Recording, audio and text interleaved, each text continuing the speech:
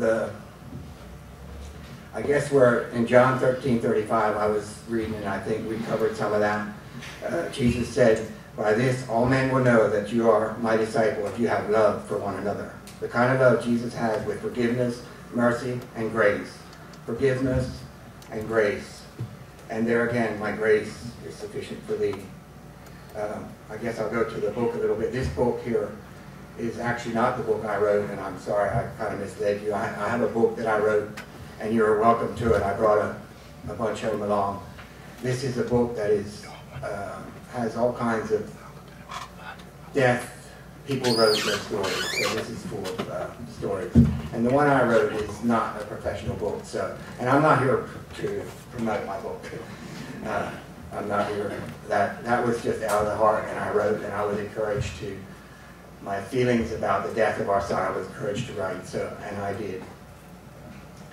And I guess what I've seen on a church just last week on a bulletin board, it said we can easily forgive a child who is afraid of the dark. The real tragedy of life is when men are afraid of the light, or women, men or women are afraid of the light. So if we let our light shine, I guess is where I've just, I don't know, my mind went on and on and on, and what Joseph taught you or preached to you this morning is just about exactly what I was thinking. You sound much better than I. It's like, I can't hardly believe. I mean, again and again, God has showed me since, and I guess I wonder sometimes where I was at one time in my life. I'm not sure. Through a death, God has many, many things to tell us. He has a lot of things to tell us. And I think He is trying to tell us things. After 5 years, and I know it's only a year for Micah, and I feel, I know that it's very hard. After 5 years, I can say, God, it's okay. It's okay. It was our oldest child, and it's okay. I'll probably forever be working on it, but it's okay. It was February 28th of 05. He was in Wyoming with 5 of his friends, and I'm not here to tell his story. I would rather hear your stories, but they were snowmobiling, a real clean, fun trip. He loved to go to the West. He loved hunting. He loved the outdoors. He was 23 years old, and as they were going, he had made a map of the area where they were. They were in Pinedale, Wyoming, Jackson Hole. And since we have been out a couple of times at the very spot, because I know it's the very spot because there's glass, and we have been there, the family has been there. I went out on the train last morning. For some reason I like to go there. But he was coming over a hill and he had the map, and all of a sudden, I think I had gone about 25 miles and his hands were getting cold. He had warmers on his gloves, but the gloves weren't working quite right, so he switched. At the time that they were going, they had gone about 25 miles. He was the leader. He was always a leader. Not look at me, but he was a leader. And he stopped, so the others went in front of him, and he come up behind, and he was trying to gain, and he was traveling pretty fast. And he went over a hill. One of his friends went over the hill, and his snowmobile stuck in the snow. And then Mervin's snowmobile came over the hill. My hands are shaking. But his snowmobile came over the hill, and he hit the snow, and his head went up underneath the other snowmobile, and it broke his neck. And it was 30 miles out in the wilderness, so cell phones didn't work.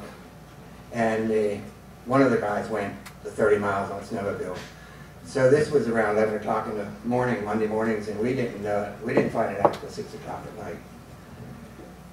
The main goal that they had was to let us know. But I'm not here to, I would rather hear what you guys have to say. But I did realize this morning that, we do realize that the Lord is no respecter of persons. So it's not Amish, it's not Mennonite, it's It's us. I guess when you were talking about Paul, I was thinking about David, where he said, "In God have I put my trust. I will not fear." When David was taken captive by the Philistines, he said, "In God have I put my trust." David was a fearless man, a trusting, holy man. The truth is, there are times when fear comes even to the godliest people. And I guess I can say, I wondered where God was. I did. I really wondered, where is God? Finally, I guess I come to realize that he was probably in the same place that he was when his own son was nailed to the cross. So when David greatly feared, he was driven to tears. He said in one of the Psalms, "Put down my tears into thy bottle, are they not in thy book?" At times he spoke of swimming in tears. And I can say, I never knew, I never realized that one person had so many tears. I never realized that we could cry so much.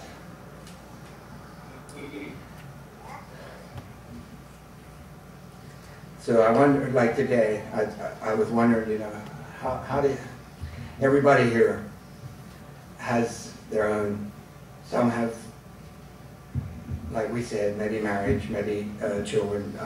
We all have our struggles, and we're here to help each other. Maybe it's our job, maybe it's the economy right now is iffy. But, we don't have to worry about that. If we have God, we don't have to worry about that. We can be concerned, but we don't have to worry about it. I guess what I'm saying, I don't know. I would just like to encourage you, no matter where you are or what's going on in your life, you can feel the Lord's plan and feel the satisfaction of being a part of his awesome purpose. It doesn't matter to God how deep in sin you are. It doesn't matter that you think he doesn't love you. His love and mercy are at your heart's door. Just open the door right now. He will come and raise you up into the newness of a life that we all want someday. I guess the last thing I put here, and I don't know if you could put that on the screen again, Corinthians 1, 3 and 4. I was kind of thinking I would maybe in German on the way in. It was kind of interesting this morning on the way in. We were doing the Lord's Prayer in German. And we could both, Joseph and I, could easily understand each other. But in Corinthians, where it was praise be to God and Father of our Lord Jesus Christ, Gelobet sei Gott der Vater unser Herr Jesu Christ, is what I would say. The Father of compassion and the God of all comfort to comfort us in all our troubles, so that we can comfort those in any trouble with the comfort we ourselves have received from God. When I think of this, and when I was thinking of this when Joseph was doing it, I was like, boy, God came through again. He came through. I just couldn't believe it. I mean, I guess I'm always amazed how, and we did not plan to have this thing. So, other than that, I don't know. If I would get into the accident and everything, I could share and share and share. I didn't want to come up here, and I know it's probably time. I didn't look what time it was when I got up here, and I didn't come up here to ramble on and on. I'm just amazed at all these different people. And I would put your clothes on, and we're all the same. And I hope you can look at us out there that way. And if anybody has any questions, I would gladly try to answer. I don't know all the answers, but I do know that in God we're one, and it doesn't matter. If you have any questions, feel free to ask. I know you read the newspaper and you hear things about the Amish. Some of it is true, some of it is not.